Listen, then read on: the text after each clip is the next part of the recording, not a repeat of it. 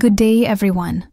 Ito po ang Milyonaryo Channel na maghahatid sa inyo ng latest chika sa Pinoy showbiz. Kaya subscribe na, and let's go! Shuvi Etrata Chinugi na sa MMFF 2025 entry ni na Vice Ganda at Nadine Lustre. Trulili nga kaya ang chika na chinugi na ng tuluyan si Shuvi Etrata sa Metro Manila Film Festival 2025. Entry ni na Vice Ganda at Nadine Lustre na Call Me Mother. Iyan kasi ang kumakalat ngayong tichismis sa social media matapos umanong tuluyang mabad trip si Vice sa dating Pinoy Big Brother Celebrity Collab Edition housemate na si Shuvi. Isa ang isyong ito sa napag-usapan sa YouTube channel ni Ogie Diaz kasabay ng lumabas na intriga na nag-ugat sa isang poster na in-upload sa Facebook page ni Vice Ganda noong November 4, 2025. Nabasa ko lang sa comment section sa isang post ng page ni Vice Ganda, kung saan dito ay parang hinahanap ng mga tao kung nasaan na raw si Shuvi. Bakit daw si Mika, Brent at Clarice de Guzman lang ang naroroon? Ang simulang pahayag ni Mama Ogs sa kanyang showbiz vlog. Say ni Ogie, nabasa niya sa mga comments ng post ni Vice kung bakit daw wala si Shuvi sa naturang poster. Hinahanap nila si Shuvi, tapos meron pang nagsabi na talagang scratch na ni Vice Ganda itong si Shuvi, kaya wala raw siya sa poster. Yung iba naman sa comment section, nagko-comment sila na Diyos ko raw, hindi raw basahin ng maigi, say ni Mama Ogs. Ang sabi pa ng talent manager at content creator, ang nakita niyang poster ay tungkol sa Christmas tree lighting sa Araneta City sa Cubao at hindi ang MMFF 2025 entry ni Vice Ganda. Mapapansin natin doon sa poster na yon, November 6. Ito yung Christmas tree lighting na ginanap sa Araneta kung saan guest si Clarice, si Brent at si Mika kaya wala naman doon si Shuvi. Yun yung totoo doon.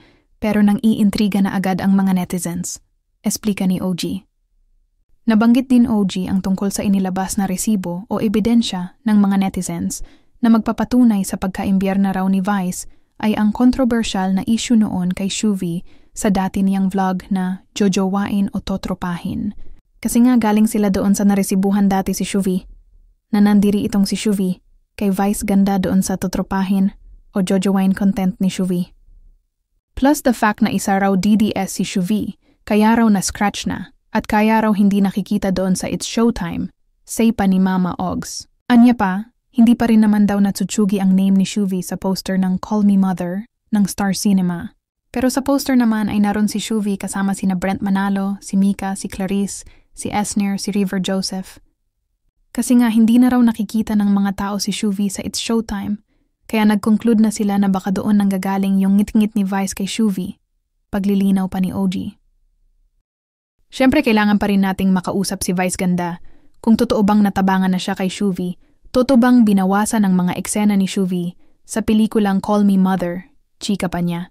Pero gaano rin katotoo ang chika, na wala rin daw bahid ng katotohanan ang chika na nagsorry na raw si Shuvi kay Vice Ganda sa mga naging issue sa kanila nitong mga nagdaang linggo. Samantala, May Entrata action star na rin, magaling humawak ng patalim. Ilang taon ding nagpahinga ang singer-actress na si May Entrata sa paggawa ng teleserye, kaya naman binati siya ng Welcome Back to the Acting World ni Robbie Domingo, ang host sa nakaraang grand launch ng seryeng Roja. Base sa napanood naming teaser sa karakter ni May bilang si Luna, ay gaganap siya bilang sous chef, second in command in a professional kitchen, directly below the head or executive chef, at magaling siyang humawak ng patalim. Action drama ang Roja, kaya naman kaagad itong tinanggap ni May dahil fan siya ng action movies, kaya natanong ang aktres kung ano ang mga eksenang hindi niya malilimutan at nagpa-excite sa kanya. Excited po ako sa mga action scenes po kasi sobrang fan po ako ng mga action movies at matagal ko na pong pinapangarap yung action po na role. Kaya thank you po Dreamscape Entertainment, Netflix at ABS-CBN dahil matagal ko nang pinapangarap, kaya thank you sa oportunidad na ito. Kaya sana po ay abangan ninyo ako sa aking mga action skills kasi hindi pa ipinakita, the best. Masayang sabi ni Maymay. Isa nga ang karakter ni Maymay sa inabangan sa nakaraang screening nito, pero hindi ipinakita ang action scenes niya. Kaya curious din kami kung ilang araw siyang nag-aral sa paghawak ng patalim dahil sabi niya, ay ito lang ang ginamit niyang weapon sa mga kalaban.